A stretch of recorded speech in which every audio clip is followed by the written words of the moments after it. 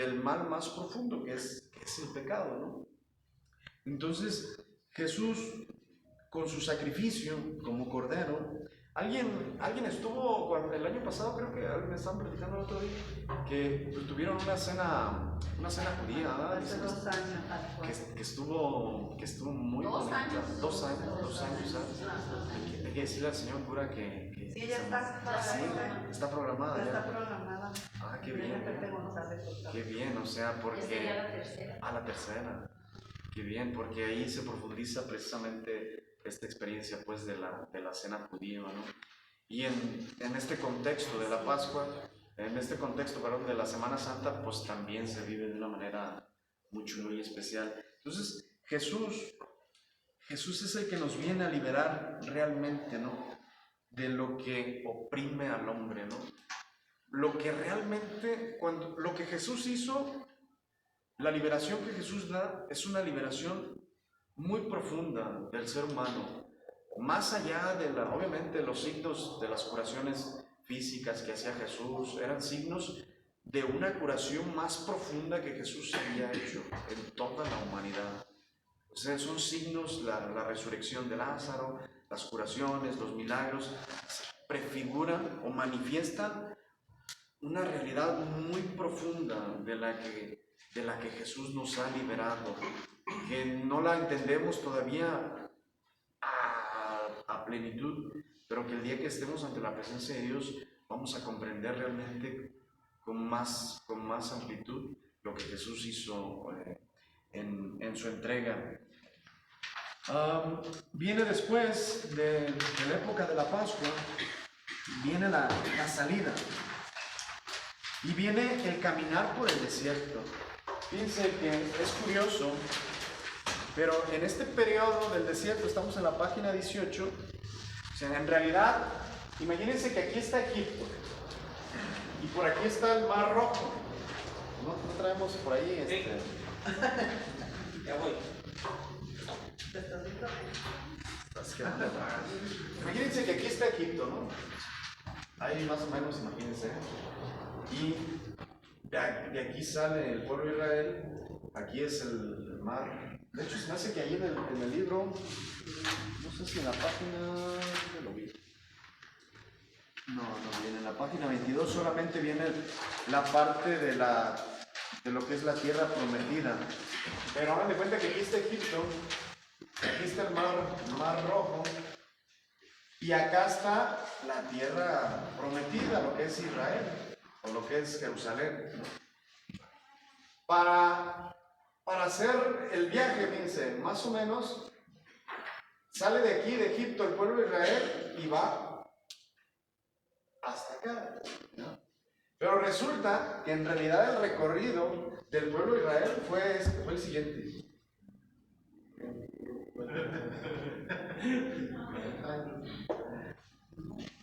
¿Por qué creen que Dios haya hecho eso? ¿Por qué no les digo, por directo, ¿no? ¿Para qué?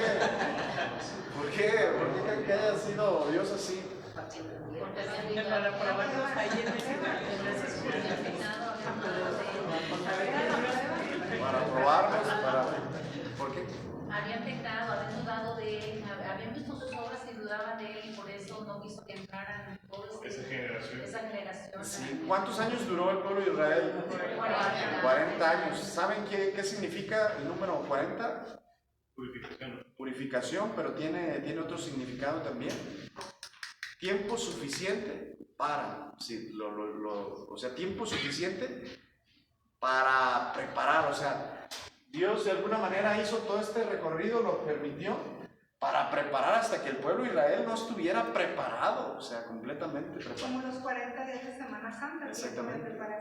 Exactamente, o sea, Dios haya podido decirles, agarren aquí, suban derecho, denle, pero el pueblo... Y se acerca que no había Google Maps. Sin embargo, el recorrido que hizo, o sea, en realidad pasan por arriba del Mar Rojo y luego hacen esto y luego hacen esto, o sea, una serie de caminos. Tú dices, bueno, ¿por qué Dios fue así? O sea, ¿por qué no fue directo? ¿No? O sea, fue precisamente para que el pueblo de Israel se purificara, para que el pueblo de Israel dejara las idolatrías, para que el pueblo de Israel confiara en el Señor. Por ejemplo, vemos que el pueblo de Israel, en su camino en el desierto, pues en realidad iban solamente con lo necesario. O sea, comida llevaban, o sea, dependían completamente de Dios. O sea, no podían almacenar, no podían llevar, ¿no? O sea, completamente iban en un proceso de completo abandono en Dios. O sea, de que el pueblo de Israel confiara en Dios. Esa es también como la prueba. Y eso tiene aplicación también para nuestra vida, ¿eh? O sea, cómo Dios de repente permite que nuestra vida sea un poco más complicada, porque tiene una razón de ser. O sea, tiene una razón de ser el por qué de repente así, la vida un poco ajetreada, un poco así, porque Dios quiere llevarte a un estado donde Dios sea tu Dios, tu único Dios, sea su posición favorita, privilegiada, ¿no? Donde tú aprendas a confiar completamente en Dios. O sea, por eso vivieron muchas pruebas, de repente no tenían agua, se renegaban, desesperaban, se bronqueaban contra Moisés, le decían a Moisés también, a eso no sacaste. O sea, qué difícil también fue para Moisés, ¿eh? O sea, ser el líder no fue tan sencillo también, o sea, imagínense también. O sea, el que daba la cara delante de Dios, delante del pueblo, era Moisés, ¿no? O sea, lo complicado que era para Moisés de repente afrontar esa situación, o sea, y a cada rato, y luego de repente se descuida poquito y ya hacen un becerro, Dios, ¿no?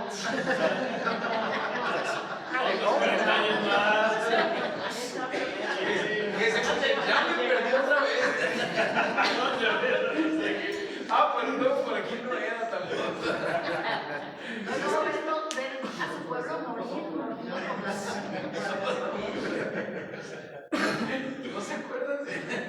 ¿Tú haces una pregunta? ¿En esa trayectoria fue cuando llovió maná? Sí, también cuando fue lo de la roca también que Moisés. Padre, un maestro nos decía que cuando se habla del desierto, la Biblia decía que era donde se fraguaban las grandes batallas, donde como que se maduraba la fe de las personas, la confianza en Dios, la purificación del interior, y dice, en el desierto se fraguan las grandes batallas. Sí, de hecho, el que Jesús vaya al desierto, pues en realidad va a afrontarse con el demonio. O sea, el desierto también en la Biblia tiene como significado también como el lugar de donde están los demonios, ¿no? De hecho, San Antonio Abad, del que hablábamos la otra vez, más que hablamos, o sea, él se va directamente al desierto, ¿no? Y tiene batallas fuertes, primero con el pecado, después con los pensamientos, con los miedos, y ya cuando con el campo de la lujuria, de muchas maneras, fue atacado, ¿no? Hasta que ya no pudo hacer nada el demonio y lo golpeaba, lo masacraba físicamente, los santos. Por eso, cuando ustedes amanezcan moreteados, golpeados, ¿verdad? No sea por su esposo, por su esposa, puede ser que un buen signo de que a lo mejor ya están en un nivel de santidad, ¿verdad? Pero si no es por eso y es porque se arrodillaron ahí, pues ahí ya no. Pero los grandes santos sí, ya cuando una persona ya está en un nivel de santidad, y casi todos los santos, San Martín de Porres, o sea, gente que ya vive en un nivel de santidad, el enemigo ya no puede de otra manera y los golpeaba, pues, ¿no? Entonces, como a nosotros no nos golpea todavía, no creen que nos falta todavía bastante, ¿no? Ya que estamos todos golpeados, ¿sabes? No sé, Dios, pero sí, el desierto era el lugar de purificación, el lugar donde estaba el demonio, y es un lugar ahí de purificación, de encuentro con el Señor. Nosotros también ya eso lo aplican en la vida espiritual, también nosotros vamos a atravesar desiertos, y Dios los permite para purificar. O sea, Dios va a permitir en tu vida desiertos donde no sepas ni para dónde le tienes que dar, como el pueblo de Israel. El pueblo de Israel no sabía para dónde tenía que caminar. no sabían, tenían que confiar completamente en Dios. No tenían provisiones, no tenían, o sea, completamente abandonarse en Dios. Y nuestra vida así es también.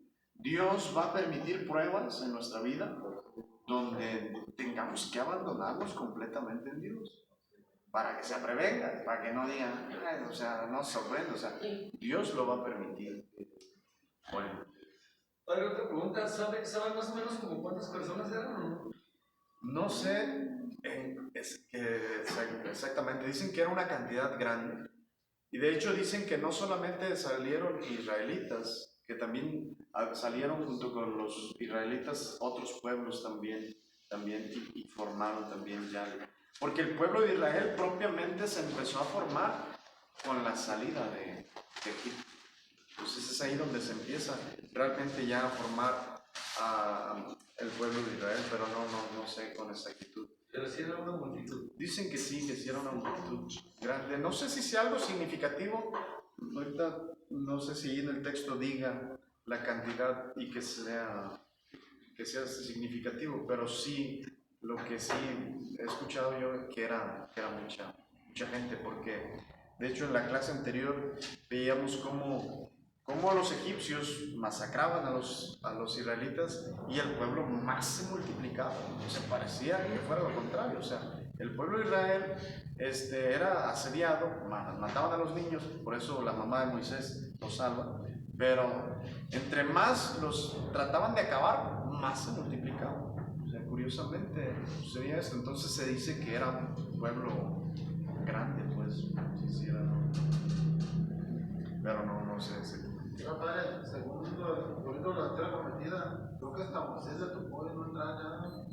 Nomás la de Visón. Sí. También tiene eso también un significado, o sea, también no le permitió. Sí dice aquí hay un pasaje en el Éxodo, en el capítulo 12, versículo 37, dice: los hijos de Israel partieron de Ramsés a Sucot en número de unos 600,000 hombres de a pie, sin contar a los niños. También se ve con ellos una turba numerosa, con grandes rebaños de ovejas y vacas. Comieron panes sin levadura y tomando de la masa que habían secado de Egipto, pues habían salido con tanta prisa que no les alcanzó el tiempo para echarle levadura y hacer panes. Palabra de Dios. Sí, no sé si sea simbólico la cantidad, pero sí habla de que era bastante. Bueno, pues después de este periodo del desierto viene la alianza, ¿no? Viene este momento donde Dios hace una alianza, donde Dios les propone al pueblo de Israel ser su Dios y ellos ser su pueblo, ¿no? Es Dios quien tiene la iniciativa de hacer un pacto con el pueblo de Israel. O sea, es Dios quien tiene la iniciativa, aún a pesar de las infidelidades del pueblo de Israel. Dios no abandona el deseo de continuar con esa intención de hacer del pueblo de Israel su pueblo, ¿no? Su pueblo elegido, ¿no? O sea, Dios se hubiera desanimado, a cada rato renegando, a cada rato echándole en cara a Moisés, quédense allá mejor, vayan y regresen, o sea, pero no, fíjense cómo Dios permanece fiel a su proyecto, a su plan, permanece fiel a ese proyecto que tenía, y viene la promesa de Dios y la alianza, ¿no? Donde se hace de manera formal, que es ahí en el Sinaí. Dios lleva al pueblo de Israel a esta montaña para formalizar esa alianza, ¿no? A través de las tablas. Esto le empieza a dar una identidad al pueblo de Israel. O sea, las tablas de la alianza empiezan a darle una identidad al pueblo de Israel. Es decir, les empieza a dar una forma de vida, una forma de comportarse. Con las tablas de la alianza o los mandamientos, el pueblo de Israel empieza a comportarse de una manera distinta a los otros pueblos, ¿no? por ejemplo, con el mandamiento, ¿no? de no matarás. Los pueblos vecinos, por ejemplo, ya desde entonces se sacrificaban, por ejemplo, niños y se los entregaban a Baal. Baal, que era un dios pagano, en realidad era un demonio, ¿no? Ya desde el demonio ha existido desde siempre. Y estos pueblos paganos, pueblos que no formaban parte del pueblo de Israel, por ejemplo, hacían sacrificios, ¿no? de los niños para esos dioses que tenían. Entonces el pueblo de Israel recibe de parte de Dios estas leyes, estas normas, y empiezan a vivir de una manera distinta, empiezan a apartarse del comportamiento de los demás pueblos, porque empiezan a tener ellos ciertas normas.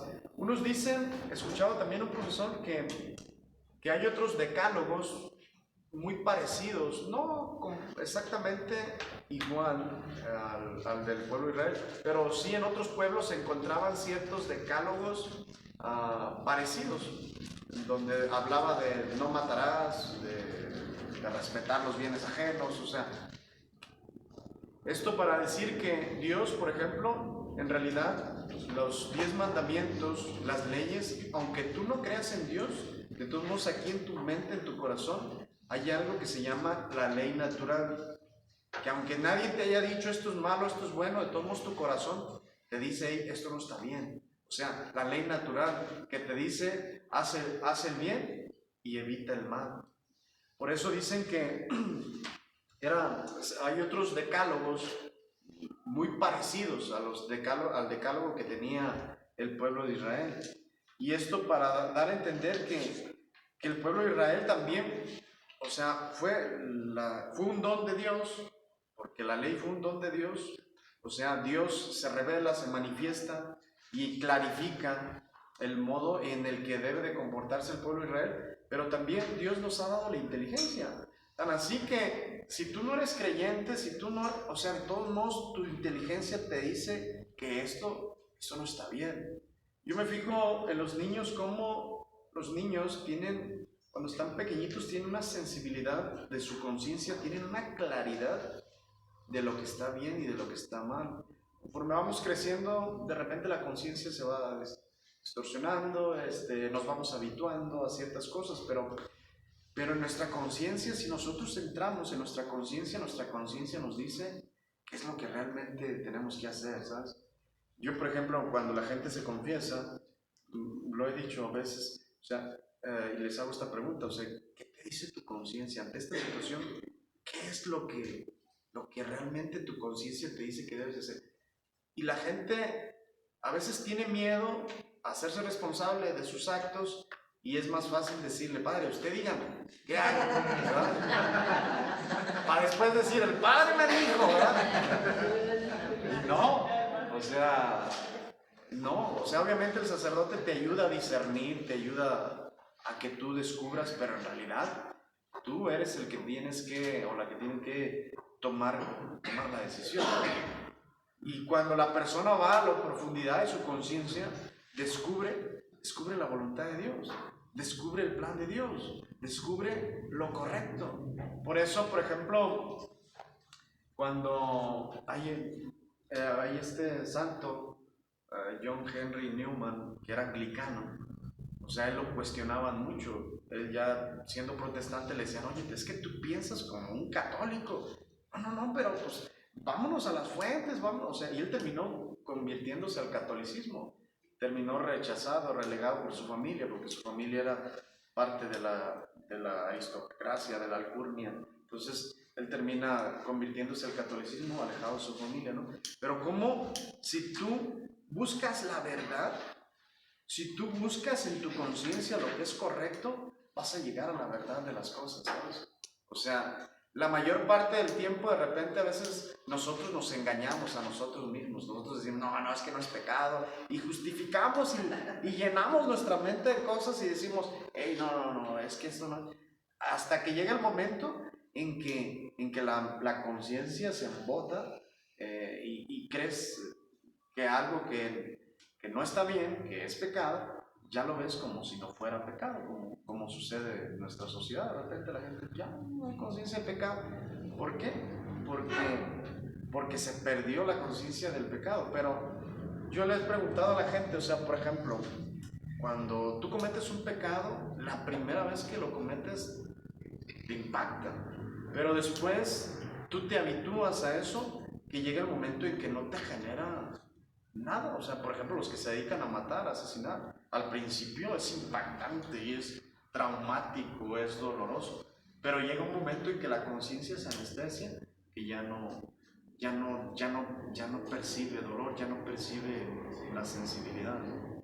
Pero en realidad Dios nos ha dado la conciencia o la ley natural, y esa la encontramos pues obviamente en la palabra de Dios, Dios que se revela, que nos habla de cómo debemos de comportarnos, pero también esa ley en realidad está inscrita en nuestro corazón, está inscrita en nuestro profundo de nuestro ser. Nosotros podemos descubrir qué es lo que está bien y qué es lo que está mal. Ciertamente por la herida del pecado de repente la mente y la conciencia se ofuscan, y es ahí donde entra la gracia, y es ahí donde entra la intervención de Dios. Bueno, pues con esto terminamos.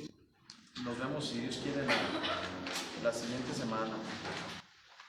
No sé si hay algún comentario, alguna pregunta. Una pregunta, padre. ¿En ese trayectorio ya existía la división de las 12 tribus o no? No, creo es lo que sigue.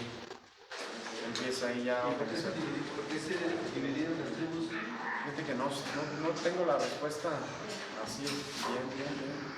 No sé si tiene que ver con los hijos de Josué, se me hace.